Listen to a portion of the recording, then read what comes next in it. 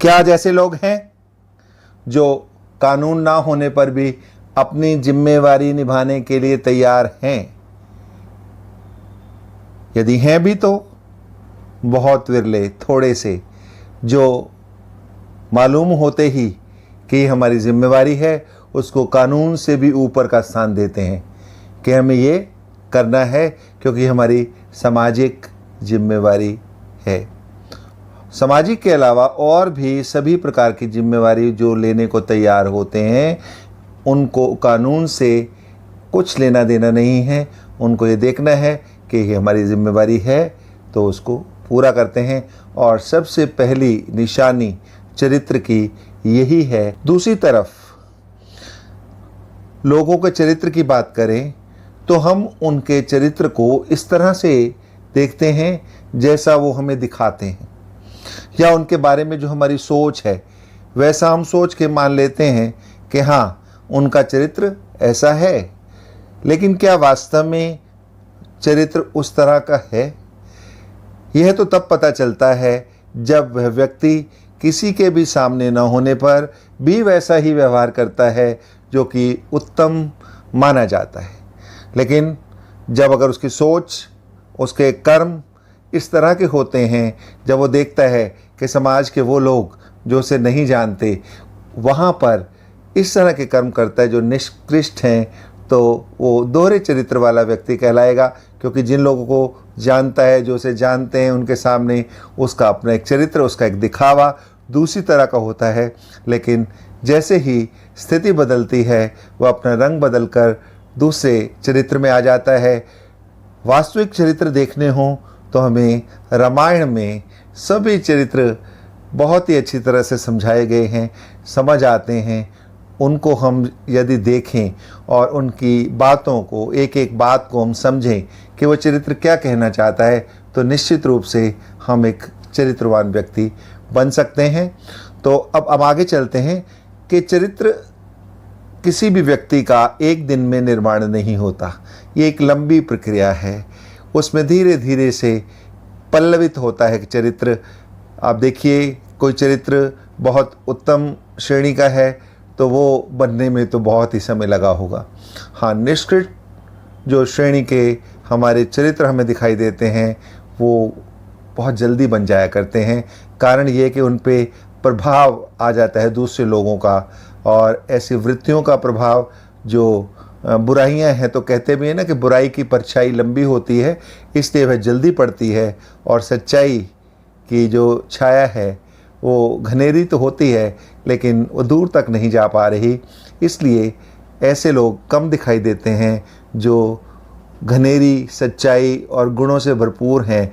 और उसमें समय भी लगता है कि किस तरह से कोई व्यक्ति अपने चरित्र का निर्माण करता है और समाज में अपनी जगह बनाता है। लेकिन दुष्ट प्रकृति के जो व्यक्ति हैं वे सदा इस अपने लाभ को देखते हुए कई बार वो अच्छी प्रकृति के लोगों को भी अपने जाल में फंसाने की कोशिश करते हैं।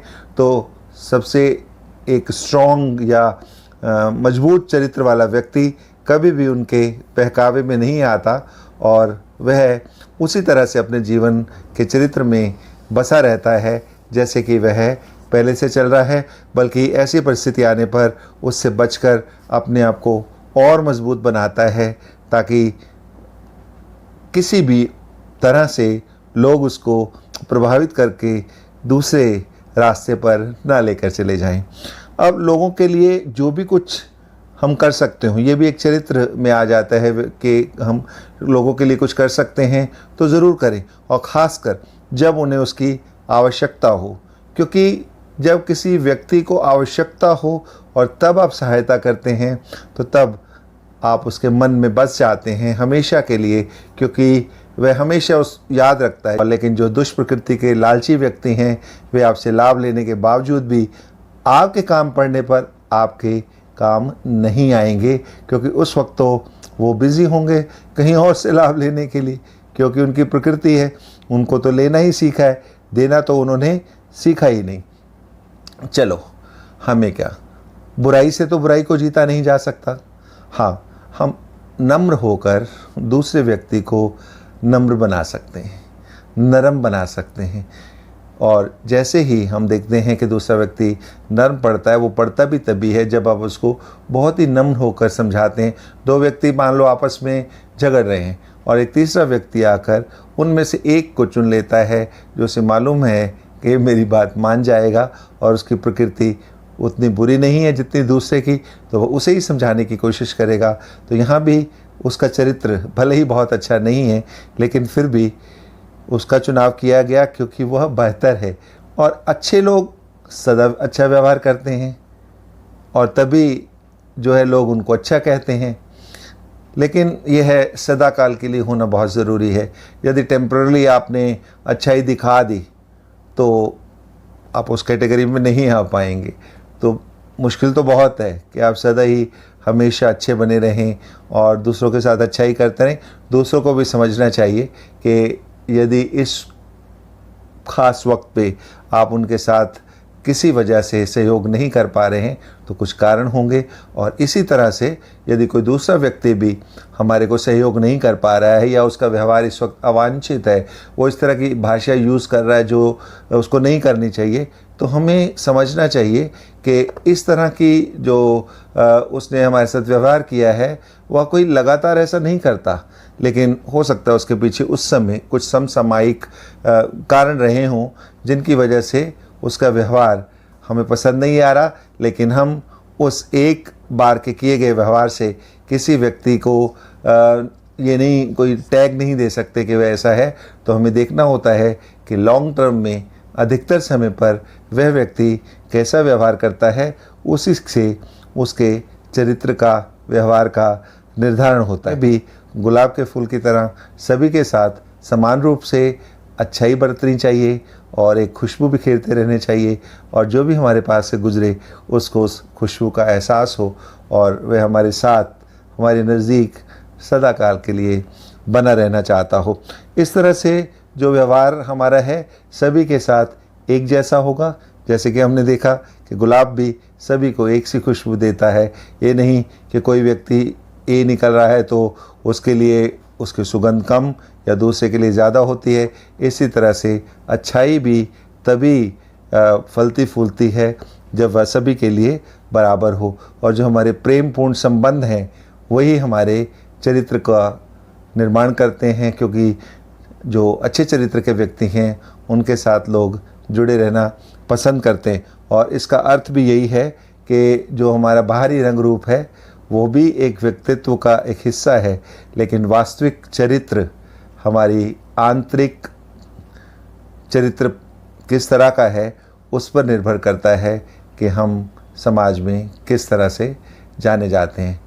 तो ध्यान रखिए, चरित्र गया तो सब गया, धन गया तो कुछ गया, और ये आपने सुन रखा है। तो इसलिए चरित्र को संभालना है, इसका निर्माण करने में बहुत समय लगता है और फिर एक हमारी पूंजी बन जाता है और बहुत सारे लाभ इसके साथ जुड़े होते हैं जो स्वतः ही चले आते हैं और हमें मांगने की ज़रूरत नहीं पड़ती, बल्कि ये खुद ही चरित्र एक ऐसा इतना बड़ा गुण है कि वह खींच लेता है दूसरी चीज़ों को, दूसरे गुणों को, दूसरे लोगों को आपके आसपास, कि आप प्राप्तियां करते चले जाते हैं। तो अब समय है आपसे कहने का कि चैनल को सब्सक्राइब कीजिए, बेल का बटन दबाइए। कर चुके हैं तो धन्यवाद, और नहीं कर चुके तो भी धन्यवाद एडवांस में, ताकि आप चैनल को सब्सक्राइब कीजिए जिसका नाम है दिल से सुने जा। आप सब्सक्राइब के ऊपर प्रेस करेंगे तो उसके साथ डी लग जाएगा, या सब्सक्राइब्ड हो जाएगा, बेल दिखाई देगी, उसे प्रेस कर दीजिए और शेयर करें, लाइक करें तो और भी धन्यवाद। फिर मिलेंगे हंसते खेलते इसी तरह से इसी चैनल पर जिसका नाम है दिल से सुने जा। धन्यवाद।